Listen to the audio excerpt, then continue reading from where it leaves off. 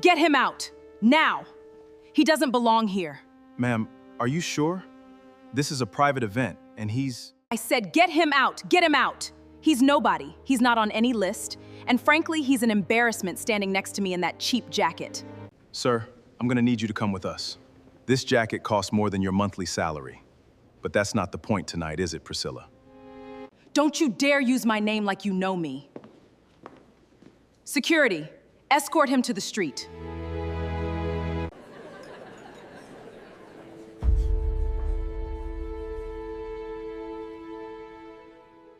My name is Elias Vance. I am 44 years old, and 2 minutes before my wife had me thrown out of my own building, I had been standing exactly where I always stood at these events, in the back, unremarkable, watching. I want to tell you up front, because it matters for everything that follows, that I did not build Vandermeer Holdings by being the loudest person in the room. I built it by being the one nobody bothered to look at twice. That habit, that particular kind of invisibility, is the entire reason what happened next was even possible. I grew up outside Pittsburgh, in a house my father rented for 11 years, before he ever considered the idea of owning one might not be a fantasy reserved for other families. My mother cleaned offices downtown on the night shift. I did my homework under the fluorescent light of whichever building she was assigned to that month, sitting on an overturned trash bin in a hallway, waiting for her to finish her rounds so we could drive home together before sunrise. I tell people now, when they ask, that I learned 2 things from those nights. First, that the people who keep a building running are rarely the people whose names are on the lease. Second, that almost everyone who matters in a room is invisible to almost everyone else in it, and there's a strange kind of power in understanding that early. I studied finance on scholarship, then quietly built a small logistics consulting practice in my late 20s that nobody outside a narrow circle of shipping executives had ever heard of.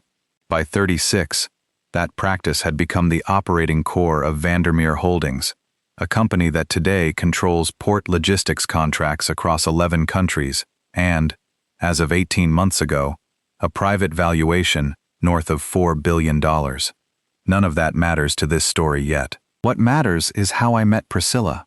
I met her at a charity auction in Miami, 5 years ago, not as Elias Vance of Vandermeer, but simply as Elias, a guest her friend had brought along and forgotten to introduce properly. She assumed, reasonably, that I worked in some junior capacity for whoever had bought our table. I never corrected her, not out of deception, out of habit. I had spent so many years being the unremarkable man in the room that I didn't think to announce otherwise, and for a while, I liked that she liked me before she had any reason to.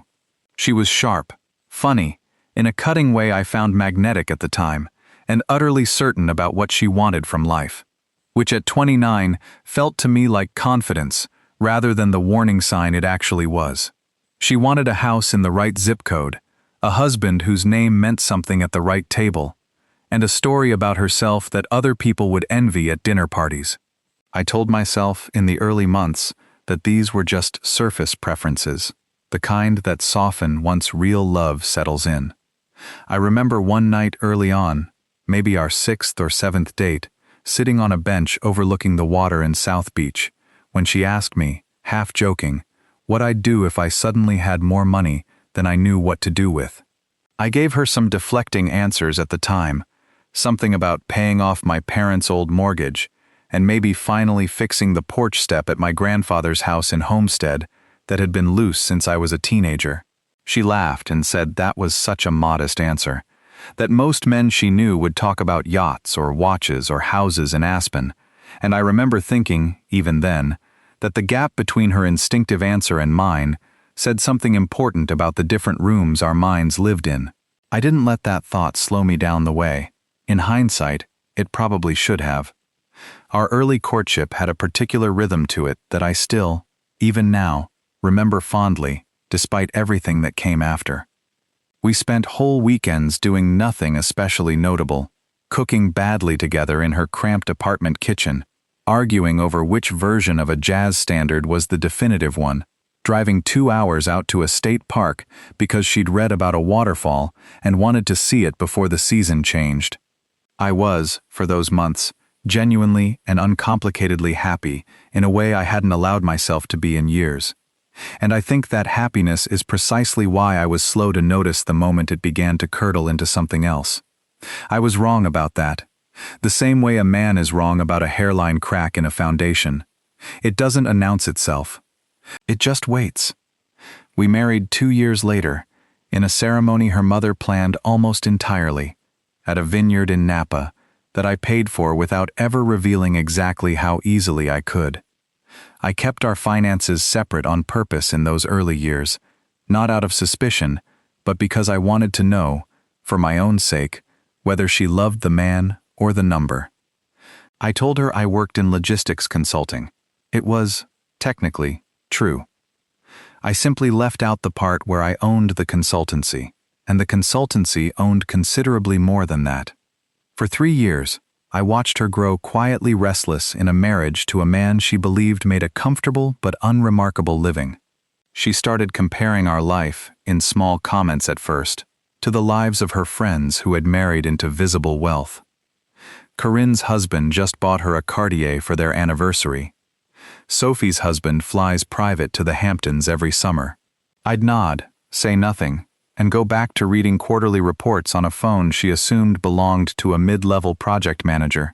I want to pause here for a moment, because I think this next part matters more than people usually admit when they tell stories like this one. There is a particular kind of loneliness in being married to someone who has already decided, quietly, that you are not quite enough, while still coming home to dinner every night and calling it a marriage. It doesn't look like conflict from the outside. It looks like normal life. It looks like two people folding laundry in the same bedroom, arguing gently about whose turn it is to load the dishwasher, falling asleep at slightly different times, with the television still murmuring in the background. Nobody watching us from the outside during those years would have guessed anything was wrong, because nothing was visibly wrong. It was simply quietly, steadily, hollowing out from the inside, the way a house can look perfectly fine from the street, while termites work through the frame behind the drywall.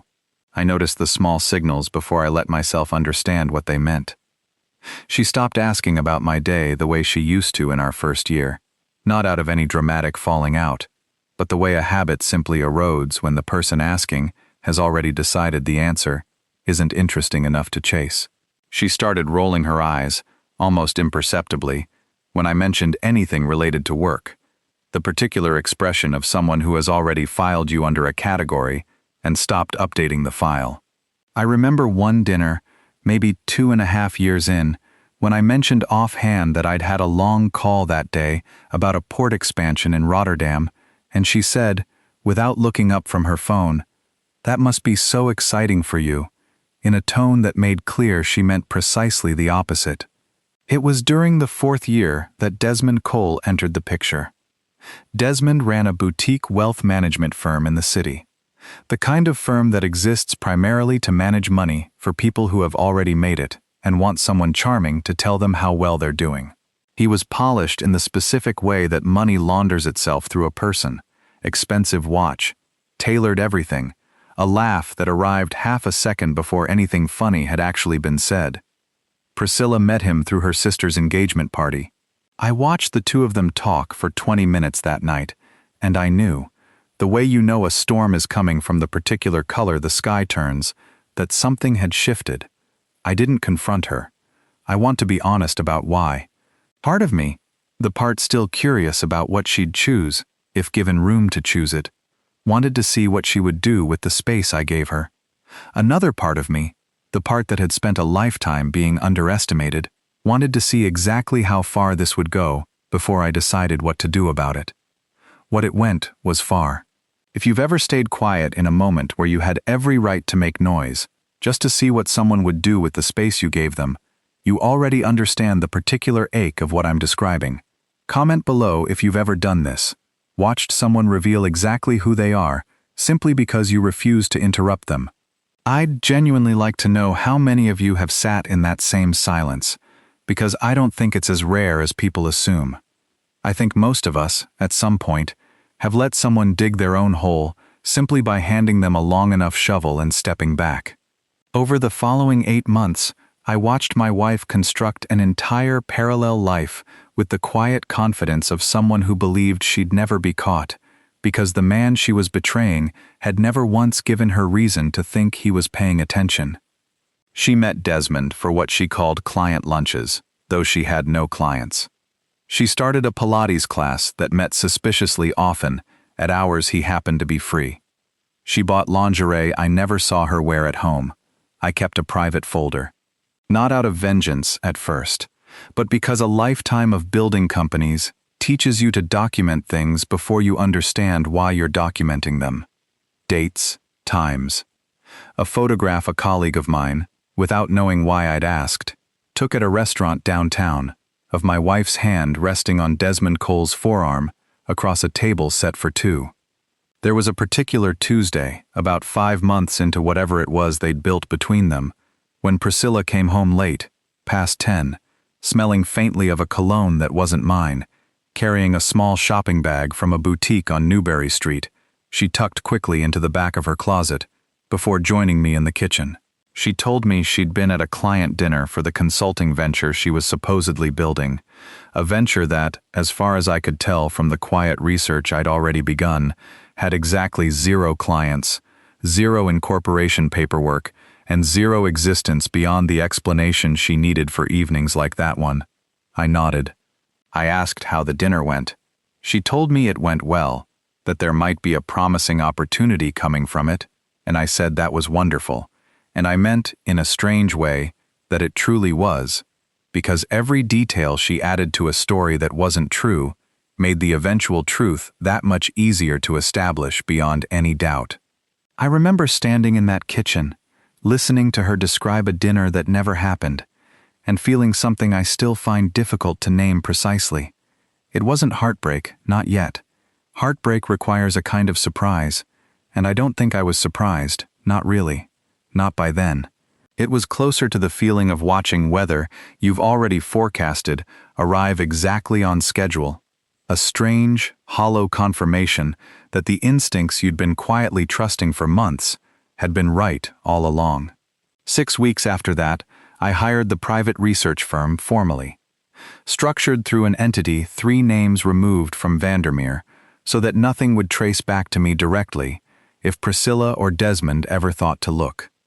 I gave them one instruction: document everything, but interfere with nothing. I wanted a complete record, not a confrontation, because a confrontation at that stage would have simply handed both of them the chance to construct a shared story before the truth had finished revealing itself on its own. I did not confront her with any of it. Instead, I did something I imagine most people would find strange. I let her keep believing exactly what she already believed about me, and I started paying closer attention to Desmond Cole's business instead.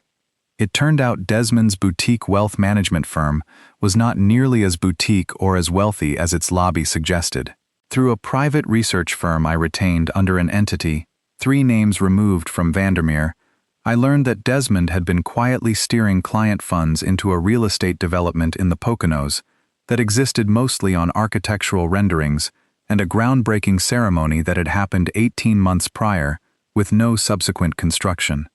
Investors were being paid returns from new investor capital rather than from any actual project revenue.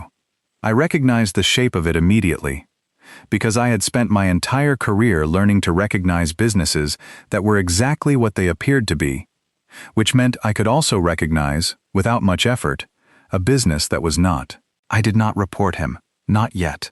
I wanted to understand the full architecture of what he'd built before I decided what to do with it.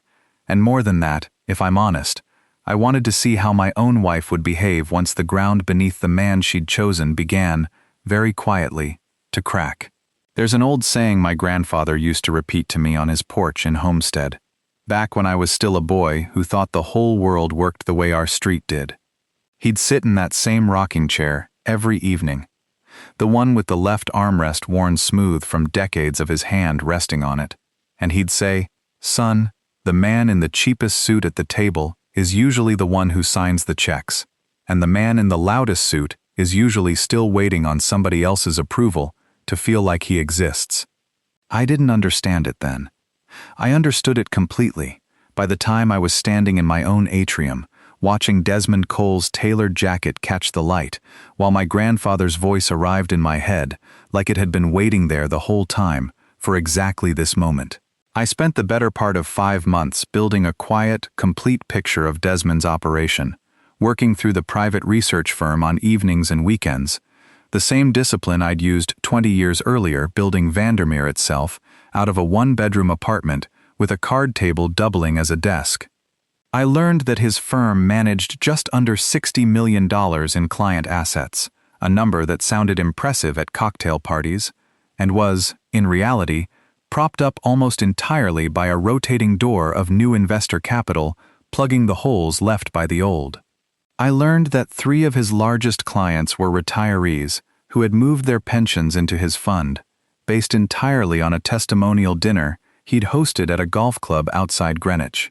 I learned that the Poconos development, the one Priscilla would later describe to my own board members as promising, consisted of exactly one groundbreaking photograph, a rendering produced by a freelance architect Desmond had paid $4,000 for, and absolutely no permits filed with the relevant township in the 18 months since that photograph was taken. None of this made me angry in the way people expect anger to feel. It made me quiet in a different register than before. The particular quiet of a man who has stopped asking questions because he already has every answer he needs and is simply deciding, carefully, what to do with them. The gala where all of this came to a head was Vandermeer's annual industry dinner, an event I had personally overseen for 6 years, held in our own downtown atrium, beneath our own logo, for an audience of investors, Port Authority officials, and logistics executives from 4 continents. Priscilla had attended every year as my +1, introduced to guests simply as my wife, never once curious enough to ask why a man in mid-level consulting had a standing invitation to the head table of a $4 billion company's flagship event. That year, she asked if she could bring a +1 of her own, framing it as a business contact for a boutique consulting venture she claimed to be exploring. I knew, of course, exactly who that +1 would be. I told her that was fine. I wanted, for reasons I am not entirely proud of, to watch this unfold in a room I controlled completely, surrounded by 300 people who worked for me and had no idea what I looked like outside a boardroom, because I had spent years deliberately keeping my public profile as quiet as my private one. I arrived that night the way I always did, alone, early, in a simple dark suit, no entourage, nothing that announced anything.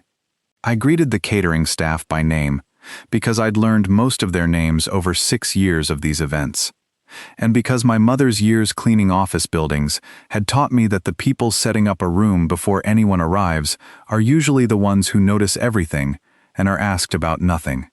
I checked the seating chart myself, a habit from years before I could afford to have someone else do it, tracing my finger down the list of names to make sure the Port Authority delegation from Singapore had been seated near enough to translation support, that Marcus Webb hadn't been placed within arguing distance of a competitor he'd been feuding with since spring.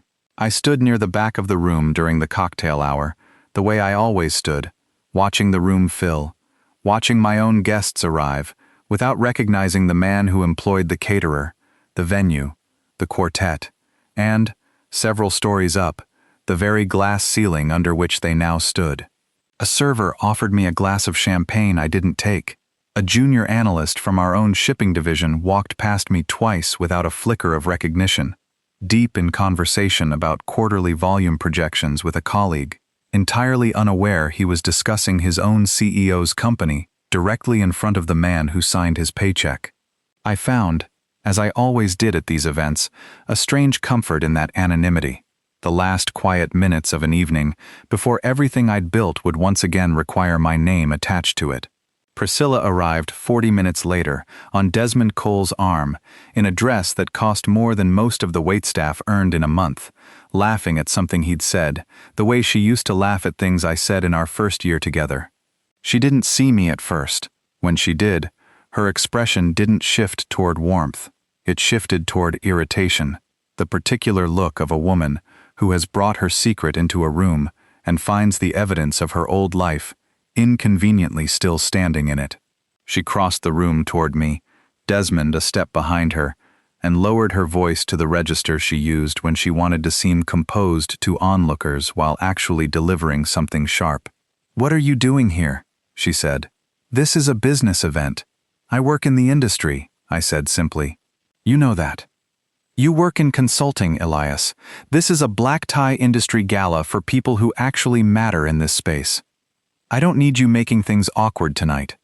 Desmond extended a hand, the practiced grip of a man who had shaken 1,000 hands he didn't respect. "Desmond Cole," he said. "And you are?" "Elias," I said. "Just Elias." He smiled the way men like him smile at men they've already dismissed, and turned back to Priscilla, already scanning the room for someone more useful to talk to. I want to be clear that in that moment, I still hadn't decided what I was going to do. Some part of me, even then, was giving her one more opportunity to simply be decent, to introduce me properly, to acknowledge, even quietly, that the man standing in front of her deserved basic respect, regardless of what she believed he did for a living. I want to ask you something, if you're still with me here. Have you ever given someone one final chance, not because you expected them to take it, but because you needed to know, for your own peace afterward, that you had genuinely offered it? Let me know in the comments, because I think that particular kind of grace, the kind you extend to someone who has already stopped deserving it, says more about a person's character than almost anything else they do. It certainly said something about mine, standing there that night, still hoping, in some small, stubborn corner of myself, that she'd surprise me.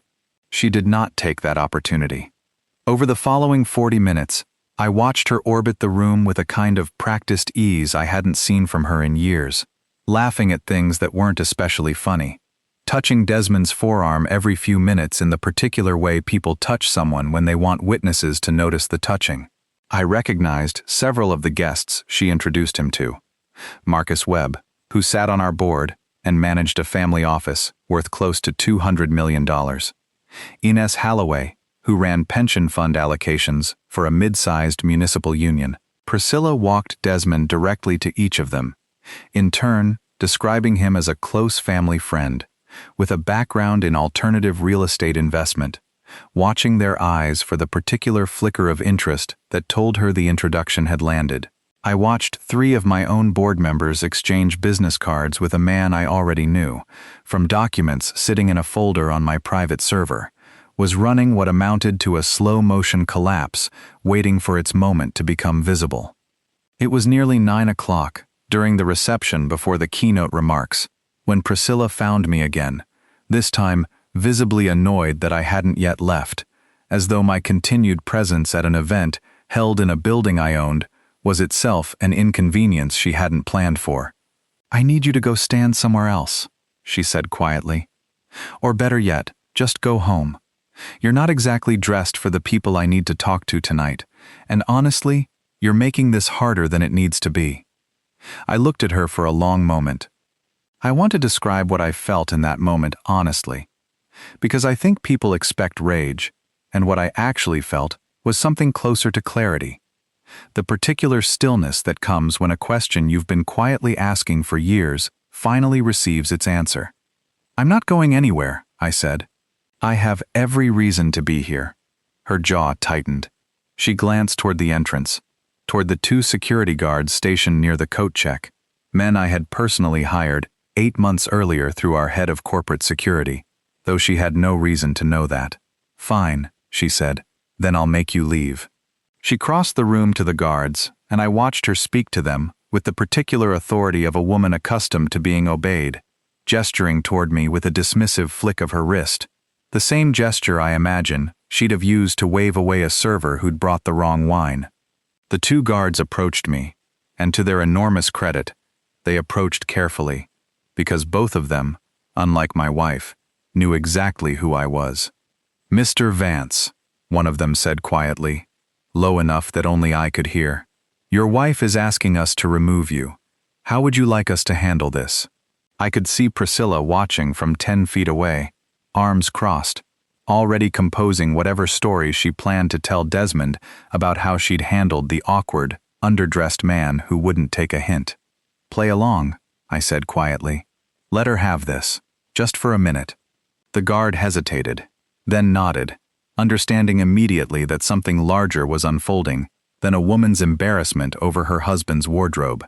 "Sir, we're going to need you to come with us," he said, loud enough now for the surrounding guests to hear, his hand hovering near my elbow, the way protocol requires without actually taking hold. "Ma'am, are you sure?" the other guard added, playing his part exactly as I'd asked, glancing toward Priscilla. "This is a private event, and he's—" "I said get him out," Priscilla snapped, her voice rising now, carrying across the reception in the particular way a raised voice does in a room built with soaring glass and hard marble. "He's nobody. He's not on any list, and frankly, he's an embarrassment standing next to me in that cheap jacket." "This jacket cost more than your monthly salary," I said quietly, and it did, though that was never the point I actually cared about. "But that's not the point tonight, is it, Priscilla? Don't you dare use my name like you know me," she said. "Security, escort him to the street." By now, perhaps 40 guests nearby had gone quiet, drawn by the rising volume of her voice, and I could see, at the edge of the gathering crowd, my chief operating officer, a woman named Renata Osei, who had been with me for 9 years and knew exactly who I was, watching with an expression somewhere between alarm and, I think, the faint edge of amusement she would later admit to feeling. The guards began walking me, slowly, deliberately, toward the edge of the atrium, and I let them, because I wanted to see exactly how far Priscilla would take this in front of an audience of my own employees, investors, and partners. The screen. That's when the string quartet, positioned near the grand staircase, faltered mid-phrase. Because the quartet's conductor had just noticed something the rest of the room hadn't yet. The giant screen behind the head table, which had been running a looped welcome slide with the Vandermeer Holdings logo, had just switched, on schedule, exactly as programmed 6 weeks earlier by our events team, to the keynote introduction slide. My name filled that screen in letters 4 feet tall. Elias Vance, founder and chief executive officer, Vandermeer Holdings. I want to describe the sound of 300 people going silent at once, because it is not actually silence. It's the sound of 100 small conversations collapsing into each other, and then stopping. The sound of glasses being lowered from lips mid-sip, the particular hush that has weight to it, that you can feel against your skin. Priscilla turned to look at the screen, then back at me, then back at the screen, and I watched, with the clarity of a man who had waited years for this exact moment, without fully admitting to himself that he was waiting for it, the entire architecture of her understanding of her own life collapse in under 4 seconds. Desmond Cole, to his credit, or perhaps simply his instinct for self-preservation, took 1 step backward.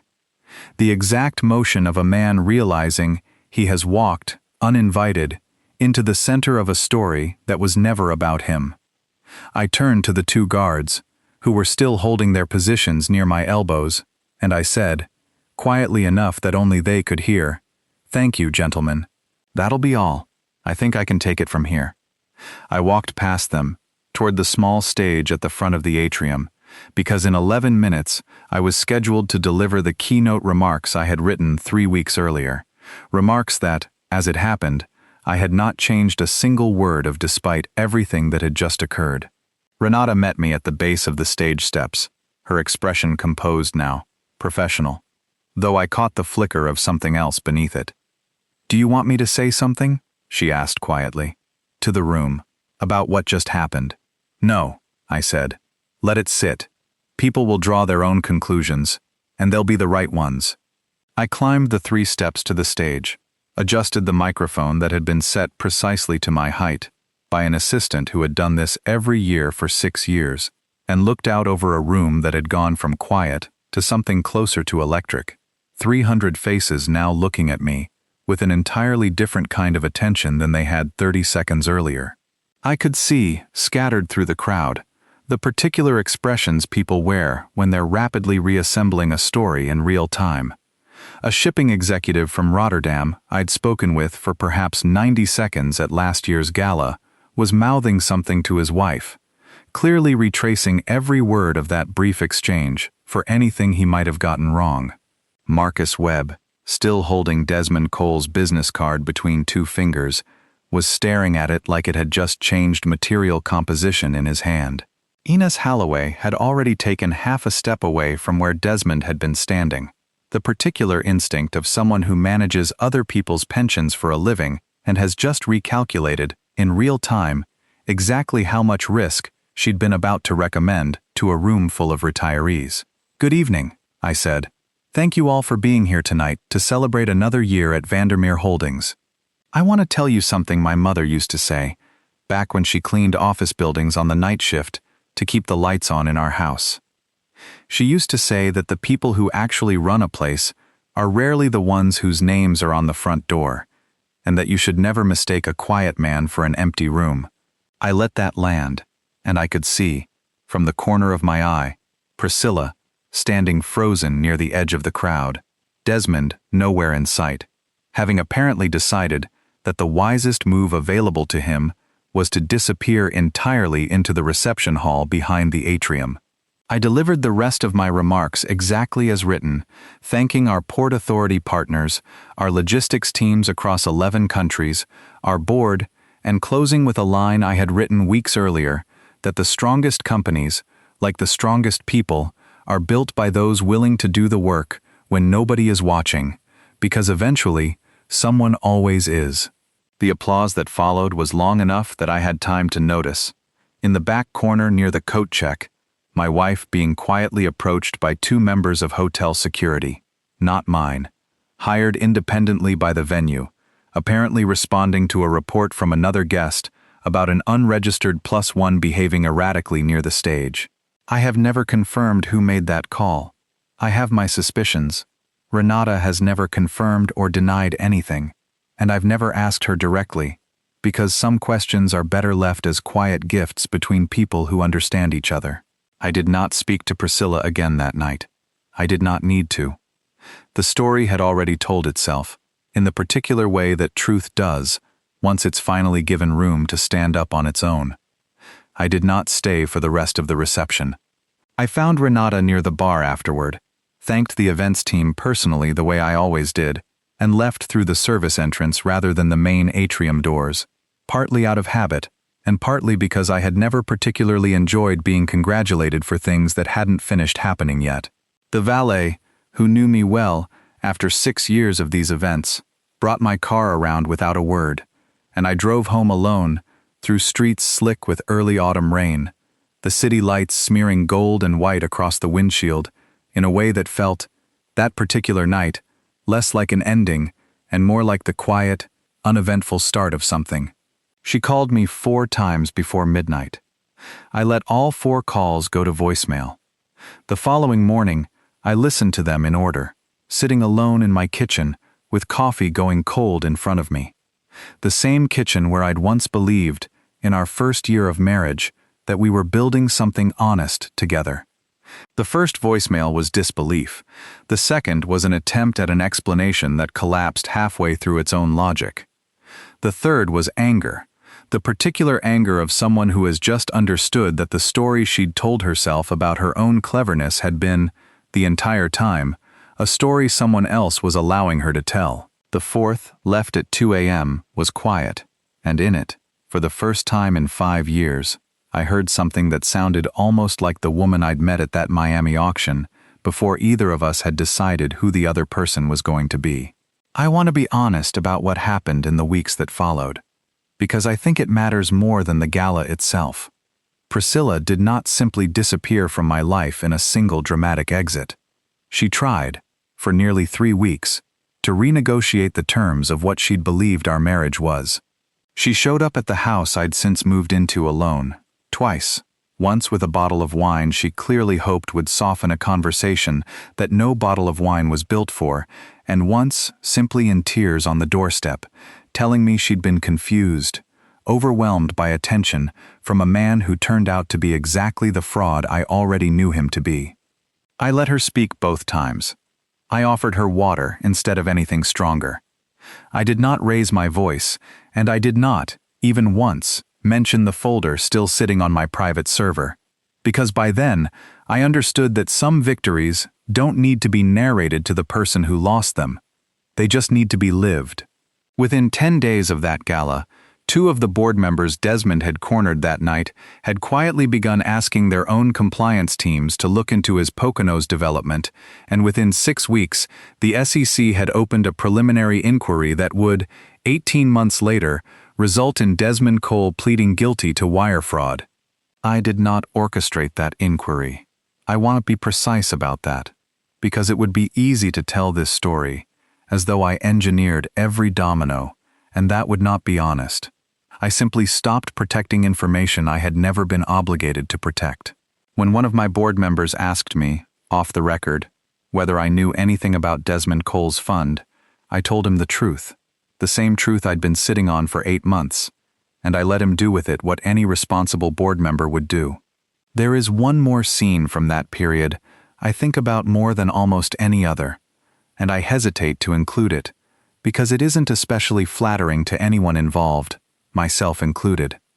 About 7 weeks after the gala, I happened to be at a restaurant downtown, the same one, in fact, where my colleague had first photographed Priscilla's hand on Desmond's forearm, all those months earlier, and I saw the 2 of them there again, at a corner table, clearly in the middle of an argument neither of them was managing to keep quiet.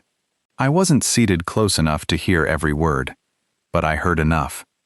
Priscilla's voice, sharp and cracking at the edges, asking him how he could have let her walk into that gala on his arm without warning her what his firm actually was. Desmond's voice, low and defensive, telling her she'd known exactly what she was doing when she introduced him to board members, that she couldn't now pretend she'd been some innocent bystander in her own scheme. I didn't approach them. I paid for my meal, left a generous tip for a server who had no idea what she'd just witnessed at the table beside mine, and walked out into the evening without either of them noticing I'd been there at all. I remember feeling, on that walk home, something close to sorrow, not for the marriage I'd already accepted was over, but for the particular tragedy of 2 people who had built an entire relationship on the shared assumption that appearances were the same thing as substance, only to discover, in the end, that neither of them had been building anything real at all. Priscilla and I finalized our divorce 11 months after that gala. She did not contest the terms, in part because our prenuptial agreement, drafted years earlier by lawyers on both sides, had been thorough in ways she'd apparently never bothered to fully read, having signed it, by her own admission years later, without much scrutiny, confident that our marriage would never require its provisions to matter. I think about that gala often, not with anger, but with something closer to gratitude, strange as that may sound. It gave me back a clarity I had been slowly losing over 5 years of being quietly underestimated by the one person who was supposed to know me best. I had spent so long being comfortable in my own invisibility that I had let it become a kind of hiding, and it took watching my wife order security to remove me from my own building to understand the difference between choosing quiet and disappearing inside it. Renata still brings it up occasionally, usually after a few drinks at the holiday party, always with the same line. Best keynote intro, slide timing in company history, she says, and I always tell her the truth, that I had absolutely nothing to do with the timing, that the events team had simply been running the same schedule they'd run for 6 years, and that some things arrive exactly when they're supposed to, not because anyone planned it that way, but because the truth, given enough time, tends to schedule itself. The company itself, for what it's worth, had its strongest year on record the year after that gala, not because of anything dramatic that happened in that atrium, but because Marcus Webb and Ines Holloway, having watched an entire fraud nearly walk itself into their portfolios, became 2 of our most careful and most loyal board members in the years that followed. The particular loyalty of people who understand exactly how close they came to a very different outcome. Desmond Cole served 14 months of a federal sentence before his release, and I understand, from people who still occasionally mention him, that he now works in a considerably less glamorous corner of the financial industry. the specific kind of quiet obscurity that men like him spend their entire careers trying to outrun. Priscilla, as far as I know, still lives in the city, though we haven't spoken in nearly 2 years. I don't say that with any bitterness left in it. I say it the way you'd mention weather that passed through a long time ago, memorable once, entirely unremarkable now.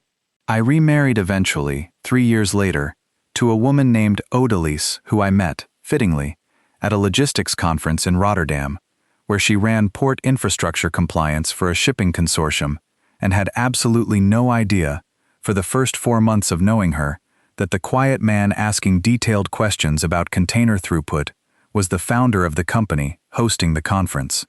I let her find out the way I let everyone eventually find out, slowly, honestly, without ever needing the reveal to prove anything. Because by then, I had learned the actual lesson underneath everything that happened that night in the atrium. I remember the afternoon Odalise finally learned who I was. We were walking along a canal near her office, discussing, of all things, a minor dispute over container weight verification standards, when a junior compliance officer from her own consortium recognized me from a photograph in a trade publication and, flustered, addressed me by my full title in front of her. Odalise stopped walking entirely. She looked at me for a long moment, not with anger, but with the particular quiet recalibration of someone realizing a person they'd already decided they liked simply had more layers to them than she'd known. She asked me, once we'd kept walking, why I hadn't told her sooner. I told her the truth, that I'd spent 5 years married to someone who valued the wrong layer entirely, and that I'd wanted, just once more, to know whether someone could care about the man before they cared about the number attached to him. She considered that for a while, and then she said something I've never forgotten. She said, "I already knew you were someone. I just didn't know you were also this."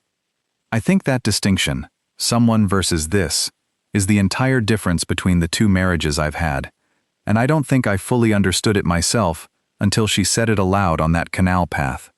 It was never really about being seen. It was about no longer needing to be. The people who matter will eventually understand exactly who you are, not because you announce it, but because you simply keep being it, quietly, consistently, in every room whether anyone happens to be watching the screen behind you or not. I think often, too, about Renata's other observation, one she made only once, quietly, over coffee, about a year after the divorce was finalized. She said that what struck her most that night wasn't the screen, or the guards, or even Priscilla's face when she finally understood. It was that I hadn't changed a single word of my keynote remarks, despite everything that had happened 20 minutes earlier. She asked me why, and I told her the truth. I told her that the remarks were never about that night specifically. They were about every night before it, every quiet decade of being underestimated that had led me, eventually, to a stage I'd built with my own hands, in a building with my own name on the lease, regardless of who happened to be standing in the crowd, or what they believed about the man at the microphone. There is a particular peace that comes from no longer needing anyone's permission to know your own worth. And I don't think you arrive at it by winning an argument, or by watching someone else lose one either. You arrive at it slowly, the way Odalise and I built what we have now. 4 months of genuine curiosity, before either of us cared what the other one did for a living. 2 years of ordinary Tuesdays, before either of us needed a single grand gesture to know exactly what we'd found. If you take one thing from this story, let it be this. The people who only value the version of you they think is small enough to dismiss will eventually stand in a room and watch your name appear in 4-foot letters above their heads, and there is nothing you will ever need to say in that moment, because the silence, at last, will finally be doing all the talking for you. Let me know in the comments if you've ever had a moment like that one, the moment someone finally saw exactly what they'd been underestimating the entire time. I read every single one, and I promise you, your story matters just as much as mine.